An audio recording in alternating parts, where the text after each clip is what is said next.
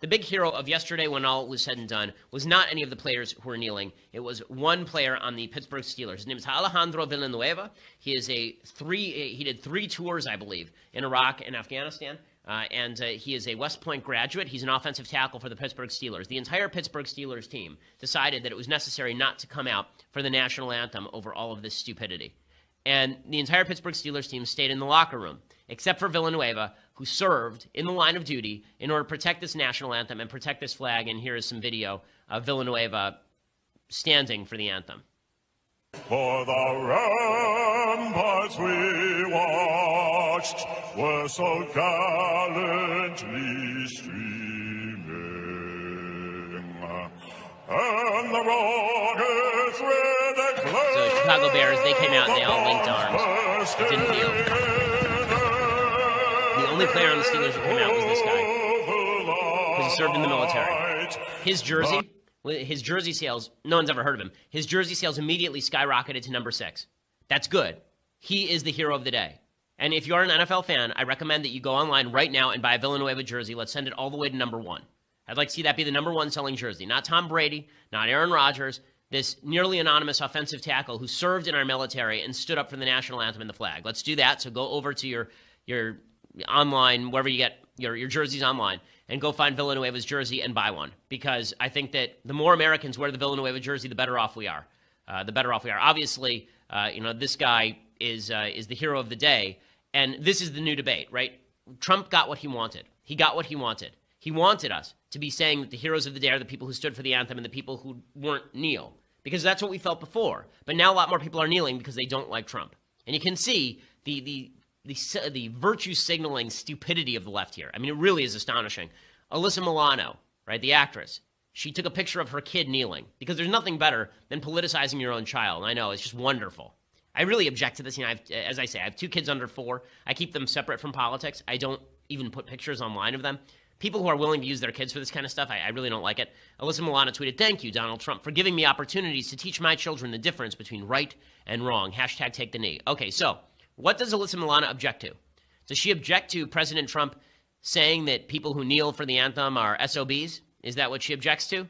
Or does she object to the President of the United States saying they should be fired? If the latter, then what I would like to know from Alyssa Milano is, does she stand up for the rights of people to speak at Berkeley? Does she stand up for the rights of people to work at Mozilla Firefox? Does she stand up for the rights of people to continue working at their bakery if they don't wish to service a same-sex wedding?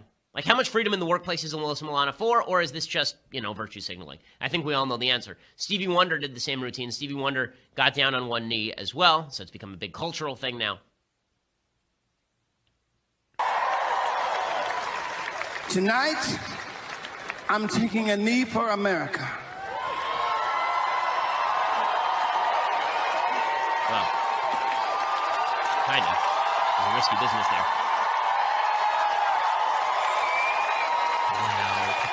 So but not just one knee. I'm taking both knees. I have a Monica Lewinsky joke here I won't tell. But in any case, the idea that this is somehow doing some sort of great service to the United States, for the United States. If you're praying for America, that's one thing. That's normally what we mean when we kneel. But this idea that we all have to take a knee for America, that this is our solidarity is protesting the anthem. So American solidarity now is protesting the things that we stand for. That's weird. My favorite one of these, by the way, was this surgeon his name is Eugene Gu, MD, and he says, "I'm an Asian American doctor, and today I take the knee to fight white supremacy." This currently has 117,000 likes on Twitter. Eugene Gu is a surgeon scientist hoping to cure heart and kidney diseases in babies. He's blocked by President Trump. He's the president of Ganogen Inc. and Stanford and Duke Med School alum. Let me just say that if we're talking about institutional racism, I'm going to go with Eugene Gu does not really get to talk about that so much. Eugene Gu, as I say, went to Stanford and Duke Medical School. And let's be clear about this. 5% of the American population is Asian. 20% of med school graduates are Asian, last I checked. So if we're talking about institutional racism, I think they keep picking poor examples. So all of this redounds to Trump's benefit. This is the amazing thing, right? If you're a Trump fan, then you like all this. If you're a big Trump fan, you like all this. Not because you care, not because of what it does to the country. I think it's terrible for the country. But if you think that Trump needs political support, the best way to earn political support is to play this game that they like to call kind of political sumo wrestling. So sumo wrestling is about you get the person in the circle with you, and then you throw them out of the circle. Right? You get your enemy in the circle with you, and then you throw them out of the circle. So what that means politically is you get everybody to agree to a certain proposition, and then you take your enemy and you throw them out of the circle. They don't believe in that proposition.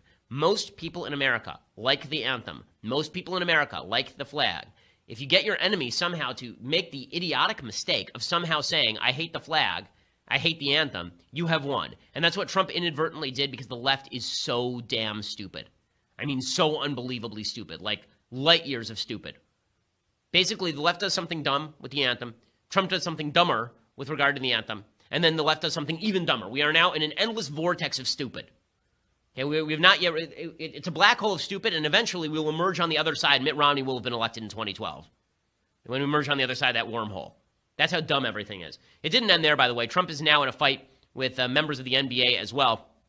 So Steph Curry said that he wasn't going to go to the White House to meet Trump. Okay, as I've said before, I think players have a right to do this. I think Tim Thomas did that, the goalie for the Boston Bruins. He did that with Obama because he's a pro-life guy and Obama's pro-choice. I think that's perfectly acceptable. Steph Curry said he didn't want to meet Trump. So Trump, instead of accepting that with good grace or just moving on and saying, that's too bad, I really would have liked to meet him, just being gentlemanly, instead Trump does what he always does, which is, you can't quit, you're fired. Right? He tweets out, going to the White House is considered a great honor for a championship team. Steph Curry is hesitating, therefore invitation is withdrawn. He wasn't hesitating. He said he wasn't going to come. So, again, that's the same thing that Trump did with his Economic and Jobs Advisory Council. You remember this. After Charlottesville, all of them quit, and he said, you can't quit. I've disbanded your council. Now, so Curry immediately responded by taking the high road. He said, this is beneath the president. So, yeah. It's kind of, surreal, to be honest. I don't know, why he feels the need to target certain individuals rather than others. I have an idea of why, but it's kind of it's just kind of beneath, I think, a leader of a country to go that route.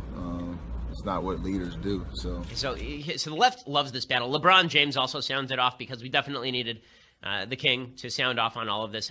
Our lives would not be complete without LeBron James' political commentary. Here he is. Just a little frustrated, man. Just because this guy that we've put in charge has tried to divide us once again.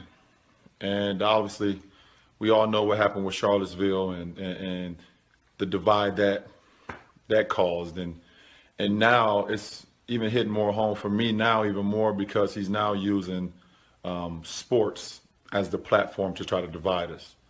Right. Okay. So, I love again that LeBron James had no problem with Colin Kaepernick dividing us or President Obama dividing us, but Trump is the one who's dividing us. And this is the point. Okay. We are now living.